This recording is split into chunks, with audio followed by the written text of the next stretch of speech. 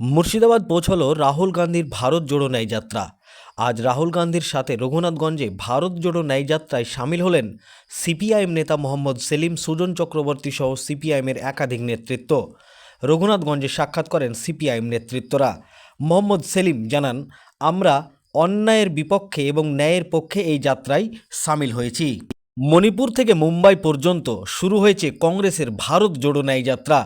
আজ 19তম দিনে এই যাত্রা পৌঁছলো মুর্শিদাবাদ জেলায়। আজ মুর্শিদাবাদ জেলার রঘুনাথগঞ্জ, লালগোলা, ভগবানগোলা, জিয়াগঞ্জ, বহরমপুর পৌঁছায় এই যাত্রা। আজ রঘুনাথগঞ্জ, লালগোলা, ভগবানগোলা, জিয়াগঞ্জ, বহরমপুর পর্যন্ত রাস্তার দুই পাশে কাতারে কাতারে মানুষ, অসংখ্য মানুষ, যা গুণে শেষ করা যাবে না, দাঁড়িয়েছিলেন রাস্তার দুই পাশে তাদের মনের মানুষটিকে অর্থাৎ রাহুল গান্ধীকে এক ঝলক দেখার জন্য।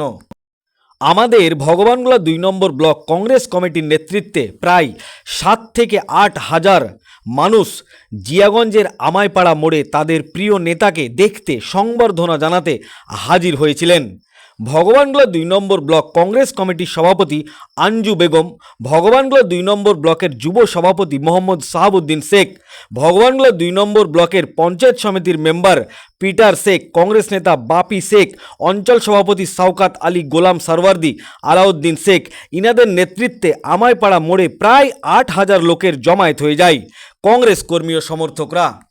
এই ভিডিওটি যারা দেখছেন চ্যানেলটি লাইক করবেন, শেয়ার করবেন আর সাবস্ক্রাইব করবেন। আই লাভ মাই ইন্ডিয়া, মেরা ভারত মহান।